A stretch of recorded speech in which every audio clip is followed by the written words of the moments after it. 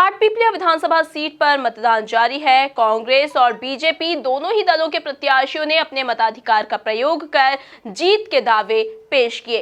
इस बार कोविड को देखते हुए मतदान केंद्रों पर सुरक्षा के विशेष इंतजाम किए गए। देखिए इस खास रिपोर्ट में। हाटपिपलिया विधानसभा उपचुनाव को लेकर मतदान प्रगति पर है। मतदान केंद्रों के बाहर लंबी लंबी कतारें लगी हुई हैं। हाटपिपलिया से निवर्तमान विधायक और बीजेपी उम्मीदवार मनोज चौधरी वोट डालने के बाद विभिन्न पोलिंग बूथ का जायजा लेने पहुंचे।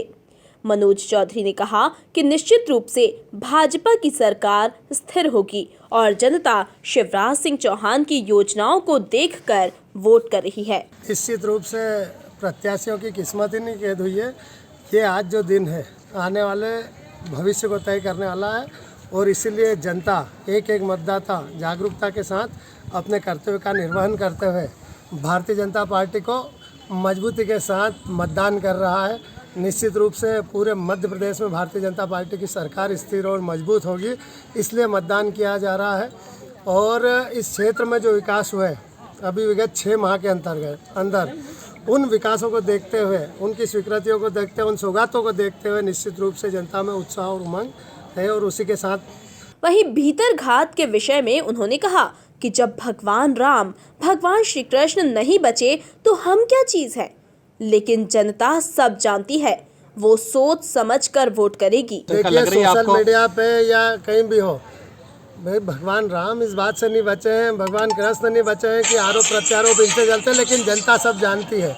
जब हमारे देवी देवता नहीं बचे तो हमारा कोई वो इस बात से हम तो बहुत छोटे हैं, लेकिन एक एक बात जनता जानती है, समझती है और निश्चित रूप से जो मतदान करेगी वो न्याय के साथ करेगी और न्याय मतलब हमारे साथ करेगी। वहीं हाटपिपलिया विधानसभा से कांग्रेस के प्रत्याशी राजवीर सिंह बघेल ने कहा कि जनता कांग्रेस के साथ है और जिस प्रकार लोकतंत्र की हत्या हुई है उसके खिलाफ जनता वोट कर रही है। देखिए जिस तरीके से लोकतंत्र की हत्या हुई है, अलोकतांत्रिक तरीके से ये सरकार सत्ता में आई है, उसको लेके जनता में सीधा आक्रोश है और वो आक्रोश होने के कारण जनता मतदान में बढ़ चढ़ के हिस्सा ले रही है।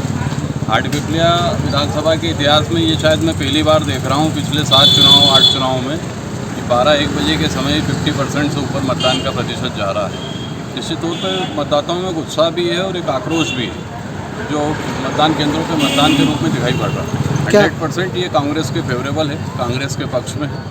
कुल मिलाकर अब 10 नवंबर यानी मतगणना के दिन ही पता चल पाएगा कि किसके दावे में कितना दम है और जनता किस पर अपना भरोसा जताती है। हाटपिपलिया से संवाददाता लोकेश राजपूत की रिपोर्ट।